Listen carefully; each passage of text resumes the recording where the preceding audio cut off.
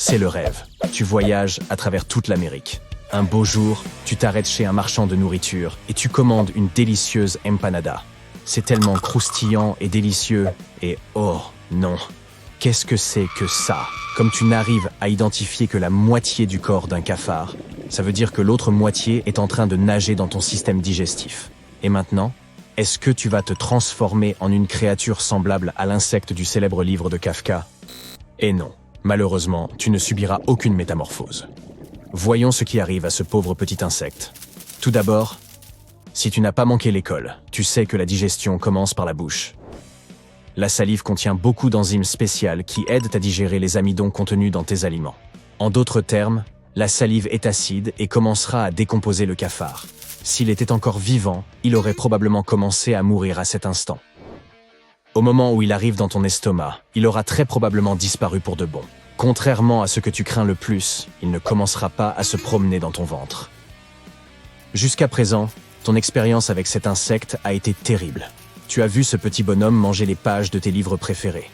Tu l'as vu se faufiler dans de minuscules trous quand tu as essayé de l'attraper. Et tu l'as vu entrer et sortir des égouts comme s'il s'agissait de son terrain de jeu. Il est donc normal que tu penses « Oh non, est-ce que je vais tomber malade ?» Avec un peu de chance, non. Je pense que, comme tu as avalé un si petit morceau, ton système immunitaire s'en chargera probablement sans causer de gros dommages à ton organisme.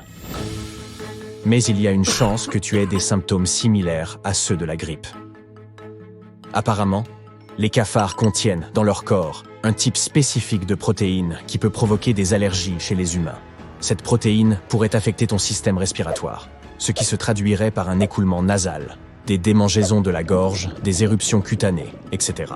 Comme tu es d'un naturel avide de vérité, tu décides de devenir le prochain expert mondial en cafards, pendant que ce dernier est en train d'être digéré dans tes intestins. Étonnamment, ça détend. Fait amusant sur les cafards, ils peuvent retenir leur souffle sous l'eau pendant 30 minutes. Cela signifie que s'ils n'étaient pas affectés par l'acide de ton estomac, ils pourraient probablement y survivre assez longtemps. C'est aussi pour ça qu'ils arrivent à se déplacer si confortablement dans les égouts. Mais c'est dégoûtant, alors changeons d'image. Même si ces insectes sont un peu répugnants, on les consomme dans de nombreuses cultures à travers le monde.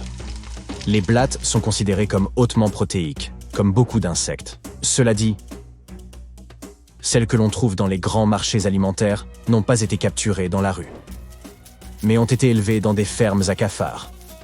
Vous imaginez?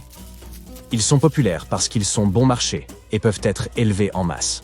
Sur une note plus positive, sais-tu qu'avaler un cafard, c'est un peu comme avaler un dinosaure?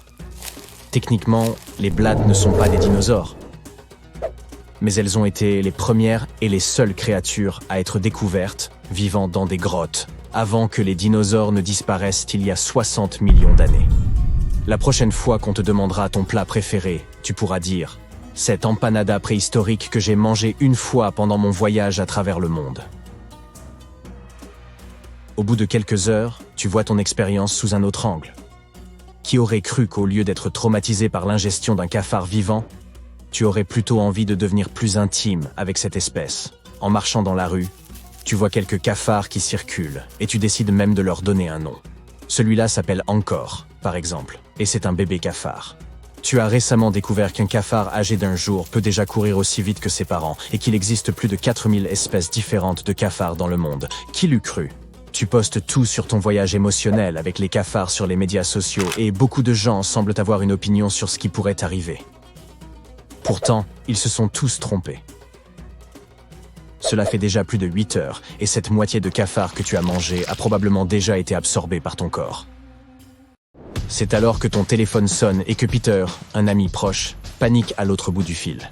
Il te dit « Mec, je faisais une sieste la bouche ouverte et je crois que je viens d'avaler une araignée. » Malheureusement, il ne deviendra pas le prochain Spider-Man à la fin de cette histoire.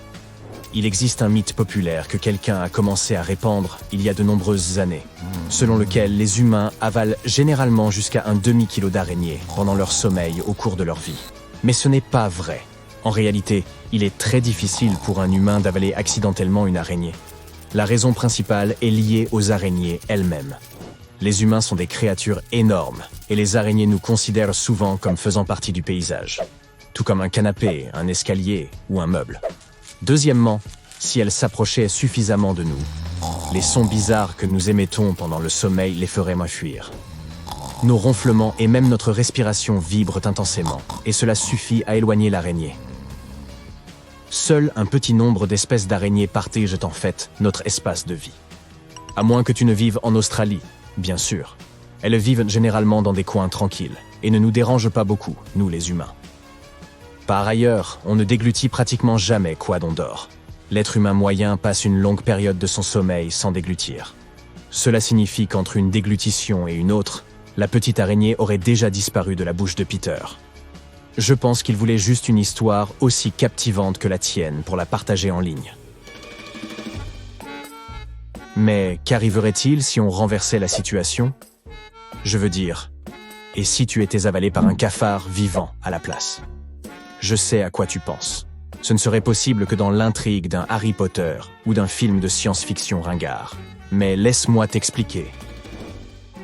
Tu te retrouves à rétrécir jusqu'à ce que ton champ de vision soit dominé par cet énorme animal. De là où tu te trouves, tu peux voir ses pattes toutes poilues.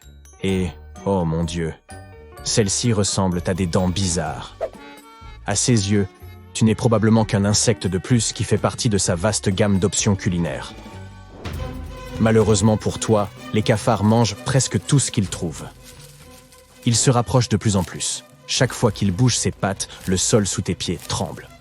Tu essaies de courir, mais il te rattrape, et tu viens d'être avalé par ce monstre.